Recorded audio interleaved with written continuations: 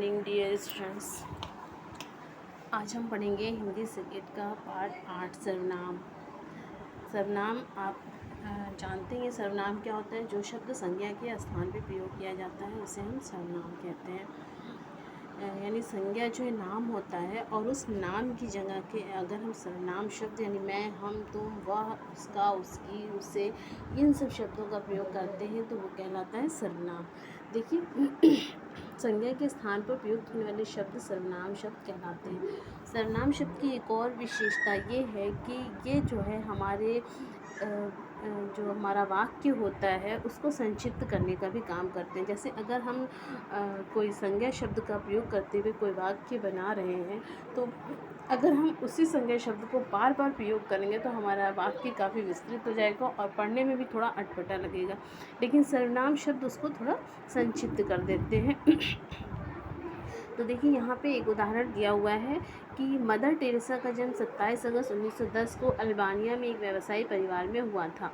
वे 3 बहनें थीं जिसमें वे सबसे छोटी थी। उनके बचपन का नाम एग्नेस था। पिता के देहावसान के पश्चात उनके जीवन में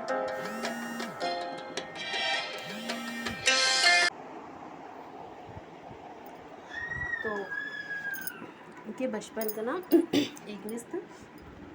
पिता के देहावसान के पश्चात उनके जीवन में आर्थिक विपन्नता आ गई। उनकी मां परोपकारी थीं।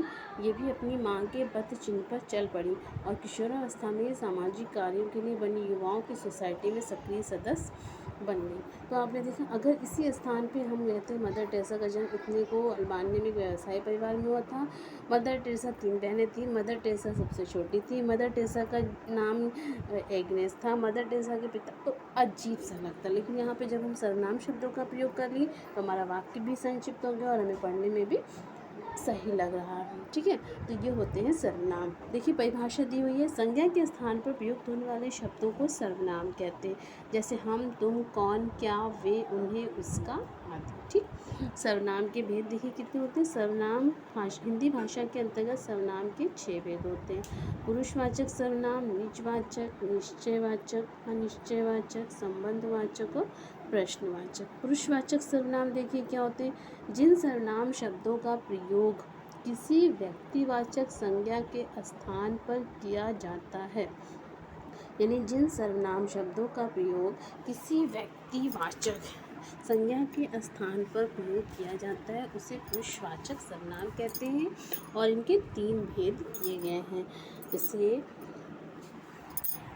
प्रथम पुरुषवाचक, मध्यम पुरुषवाचक और अन्य पुरुषवाचक। यानी व्यक्ति तो 3 प्रकार के होते हैं, एक मैं, एक तुम, एक वह, होते हैं ना। तो इस तरीके से यहाँ पे पुरुषवाचक सर्वनाम को 3 भागों में बांटा जाता है, प्रथम पुरुषवाचक, मध्यम पुरुषवाचक और अन्य पुरुषवाचक। सबसे पहले हम देखते हैं पुरुषवाचक सर्वनाम क्या है।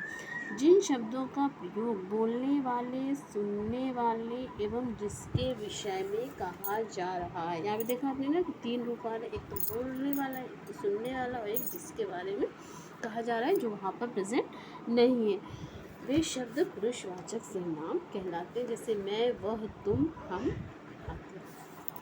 ठीक है, आगे देखिए पुरुषवाचक सर्वनाम के भेद। पुरुषवाचक सर्वनाम का प्रयोग मुख्य रूप से वक्ता के लिए, श्रोता के लिए तथा उस व्यक्ति के लिए जिसके विषय में बात कही जा रही है आदि 3 लोगों के लिए होता है। इसलिए पुरुषवाचक सर्वनाम के भेद भी 3 प्रकार के होते हैं, प्रथम पुरुष, मध्यम पुरुष और अन्य पुरुष। प्रथम पुरुष देखिए क्या होता है। जिन सर्वनाम शब्दों का प्रयोग बोलने वाला वक्ता स्वयं अपने लिए करता है उसे प्रथम पुरुषवाचक सर्वनाम कहते हैं। यानी जिन सर्वनाम शब्दों का प्रयोग बोलने वाला स्वयं अपने लिए करता है उसे हम प्रथम पुरुषवाचक सर्वनाम कहते हैं। जैसे मैं, हम, मेरा, हमारा आदि। मध्यम पुरुष देखिए, जिन सर्वनाम शब्दों का प्रयोग सुनने वाला श्रोता के लिए किया जाता है उससे मध्यम पुरुषवाचक सर्वनाम कहते हैं। ठीक, अब अन्य पुरुष देखिए क्या होता है, जिन सर्वनाम शब्दों का प्रयोग वक्ता तथा श्रोता किसी अन्य व्यक्ति के लिए करता है वो अन्य पुरुषवाचक सर्वनाम कहता है। यानी अन्य पुरुषवाचक सर्वनाम वो कहलाता है जो उसके लिए किया जाए जो वहाँ पर मौजूद नहीं होते। ठीक, आपको समझ में आया। अब हम नेक्स्ट देखते हैं निजवाचक सर्वनाम। निजवाचक सर्वनाम देखिए क्या होता है कि जिन सर्वनाम शब्दों से अपनेपन का बोध होता है उसे हम निजवाचक सर्वनाम कहते हैं। जैसे मैं खुद अपना कार्य करूँगा, तुम स्वयं लखनऊ जाओ। ये अपने बारे में बात कही जा रही है तो ये होता है निज रिफ्लेक्सिव प्रोनाउन, इसको हम कहते हैं। आगे देखिए निश्चयवाचक सर्वनाम। निश्चय यानी डिमॉन्स्ट्रेटिव प्रोनाउन, यानी जिन निश्चय होता है, निश्चित होता है, यानी जिन सर्वनाम शब्दों के द्वारा किसी व्यक्ति, आपको किसी भी सर्वनाम में कोई प्रॉब्लम हो तो आप पूछ सकते हैं। जिन सर्वनाम शब्दों के द्वारा किसी व्यक्तिवाचक संज्ञा का निश्चय पूर्वक बोध होता है उसे हम निश्चयवाचक सर्वनाम कहते हैं। जैसे यह मेरा घर है, ये होता है निश्चयवाचक सर्वनाम। नेक्स्ट देखिए अनिश्चयवाचक सर्वनाम, यानी जिन सर्वनाम शब्दों के द्वारा किसी व्यक्ति या वस्तु का निश्चित बोध नहीं होता है उसे अनिश्चयवाचक सर्वनाम कहते हैं।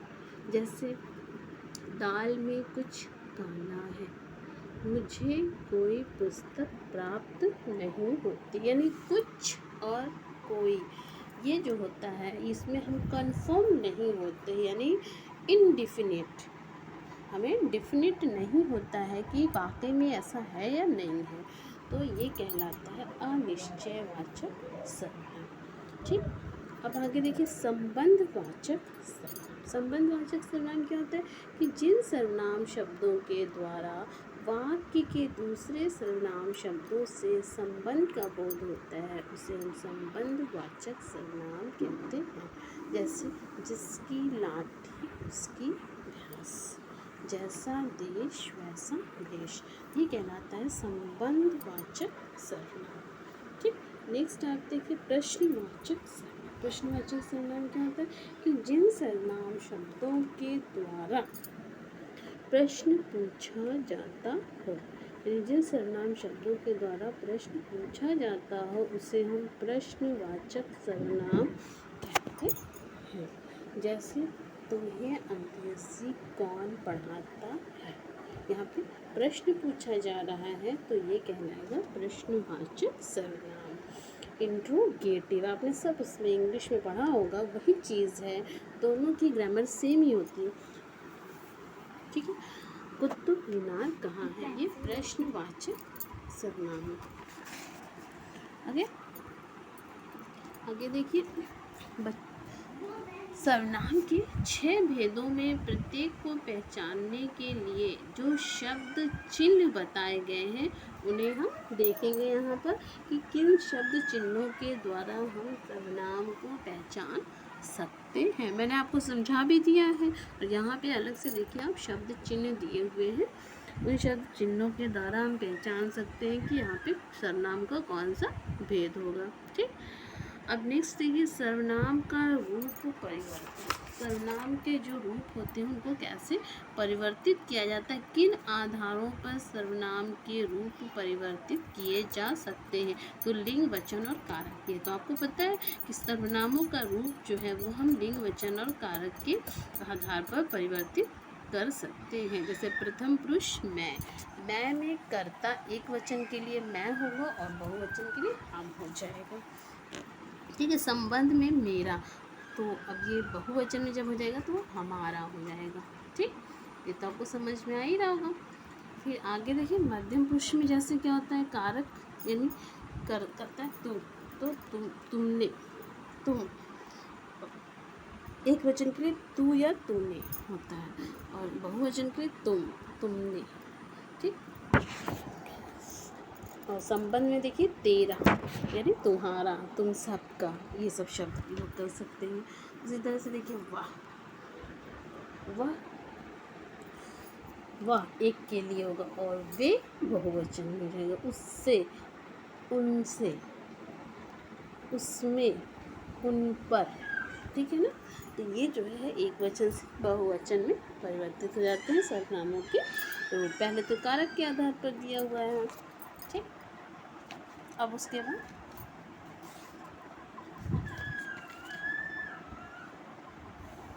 वचन के आधार पर और लिंग के आधार पर भी होते हैं। फिर आप देखिए अन्य पुरुष में वह, वे, फिर यह में ये, इसमें, इनमें, इस सब का देखिए क्या होता है, सब, सब में, सबको, सबसे, सबके द्वारा, सबके लिए, सबसे अलग, सबका, सबकी, सबके, ये होता है अनिश्चयवाचक सर्वनाम के शब्द। फिर आपका आता है अनिश्चयवाचक सर्वनाम में कोई। कोई कैसे परिवर्तित होता है, जैसे कोई किसी एक के लिए और किन्हीं, यानी उसमें कई लोग आ जा रहे हैं। किसी में कोई एक की बात है, किन्हीं में यानी कई चीज़ें हैं तो उसमें से किसी की। तो ये होता है अनिश्चयवाचक सर्वनाम कोई का परिवर्तित रूप, एक वचन से बहुवचन में। फिर जो देखिए एक के लिए है, जो बहुत लोगों के लिए होता है, और जिसने यानी जिन्होंने। अब आगे देखिए कौन के लिए होता है एक वचन और बहुवचन में कैसा, कौन यानी एक के लिए, कौन बहुवचन के लिए भी हो सकता है किसने, किन्होंने, किसने किसी एक के लिए होगा और किन्होंने बहुवचन के लिए हो जाएगा, ठीक। किसमें यानी किनमें, किस पर, किन पर होते हैं एक वचन से बहुवचन। तो आपको सर्वनाम शब्द आ गया होगा कि सर्वनाम क्या है और सर्वनाम के कितने भेद हैं, इनको हम लिंग, वचन और कारक के आधार पर कैसे परिवर्तित करते हैं। देखिए संज्ञा के स्थान पर प्रयोग किए जाने वाले शब्द को हम सर्वनाम कहते हैं। जैसे मैं, हम, तुम, कौन, क्या, वे, उन्हें, उसका आदि। सर्वनाम के 6 भेद होते हैं और पुरुषवाचक सर्वनाम के 3 भेद होते हैं।